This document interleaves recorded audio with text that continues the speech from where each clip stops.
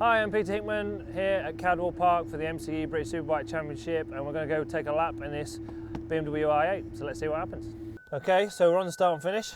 On the Superbike along here, you're looking at, we're fifth gear and we're probably doing about 100, we do 150-ish over the actual line and up to the turn one, which is called Coppice.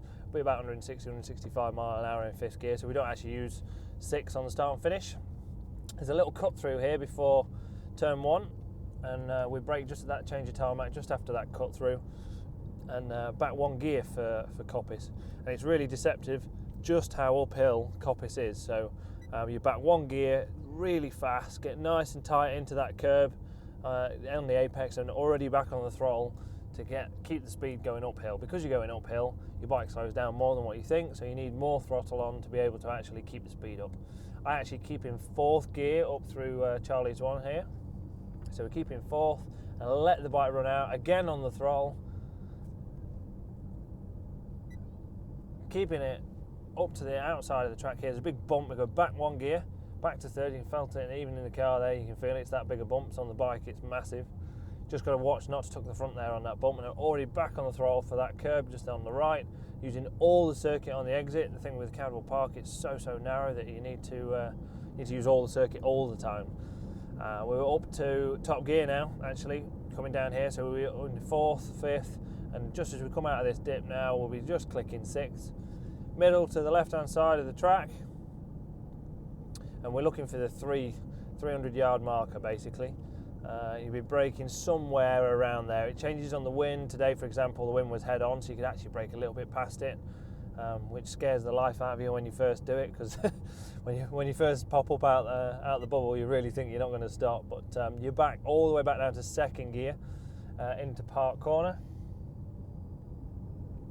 Nice apex there, very easy, normal kind of 90-degree corner. 2nd gear, up to 3rd, go past Christy and Iden. Up to 3rd, no brakes actually to going into Chris Curve, but then you have to be really patient initially. You have to stay on the right hand side of the road, and about now is where you can really open up the bike. You move on to the left hand side of the track, keeping in 3rd gear actually on the Smith's BMW, just touching the limiter. It actually helps touching the limiter because you're not accelerating still, so the bike's already slowed down before you roll the throttle, so you don't get too much weight transfer. Right hand side of the road there, and there's a big change and it drops as you flick to the left. So you have to be patient when you turn the bike from right to left. Make sure you don't tuck the front or lose the rear if you flick too hard. On the exit, hard on the throttle as the tarmac changes there. You're braking real hard and back down to 2nd gear for Mansfield. Passing place, if you're good through the Gooseneck, then you can line people up just here for Mansfield. Real hard on the front, all the weight's on the front, and I tend to run and use all the circuit here. A lot of riders don't, but I tend to, just the way I prefer to do it. I'm now back to 1st gear for the chicane before the bottom of the mountain. Real tough one, very easy to get wrong. It's very narrow, it's very tight, and yeah, it's very easy to make a mistake and touch engine casings on the curb. As soon as you exit, flick back up to 2nd gear, trying to stop the bike from wheeling now as we're heading into the mountain. Hopefully this truck won't be here tomorrow. We don't want that. On the right hand side of the road, we'll get past the truck, I'll show you. Right hand side of the road, staying in 2nd gear, braking quite hard actually for the bottom of the mountain, and as it lifts here, you're off the brake and you're back on the throttle when you're going through the left. And as that curb ends, that's pretty much your marker for actually flicking over to the right hand side of the road. And it's really steep. It's deceptively steep. People don't realise just how steep it actually is. We'll go past all these.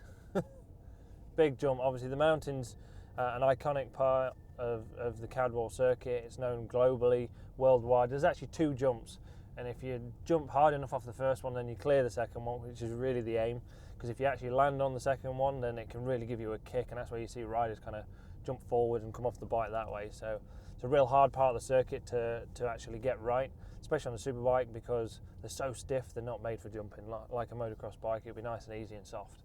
Superbikes aren't. We're staying in 2nd gear, real hard, use all the circuit and pass the white line on the left hand side, using the white line on the right as you come up into Hall Bends. Again, change your direction, change your camber. got to really watch the front as you go through the left. The curb's now a lot shallower than it used to be. You used to touch your engine casing on the curb there. I've crashed there before, touched an engine casing on the curb. Luckily nowadays you don't really have that anymore, so it's a lot flatter, so that makes life a lot easier. Everyone's getting in the way, look, all getting scared that there's a car around. Blind, as you can see, coming up into this chicane, completely blind. All in second gear. And about where he is, you're hard on the brakes, you kind of jump up over into this hairpin, back down to first gear, real tight and twiddly through all this, really hard on a superbike. They don't like going slow, and they don't like changing direction, just like we're trying to make them do.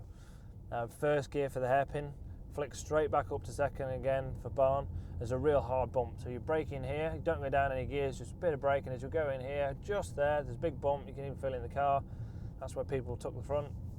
As soon as you've gone up over that, nice build on the throttle, and just keep it going, keep it going, keep it going. You should be penned by now. And the track actually comes back at you, so you need a bit more room than what you think to be able to actually stay on the circuit as we're coming down here. So, and then you're back third, fourth gear already, and fifth before the start line. And yeah, back to 150 mile an hour by the time we get to the start line here. So, hope you all enjoyed that. Hope that gave you some insight into the Cadwell Park circuit, and maybe if you're coming and doing a track day, you'll take some tips out of it. Maybe give me a run for my money one day.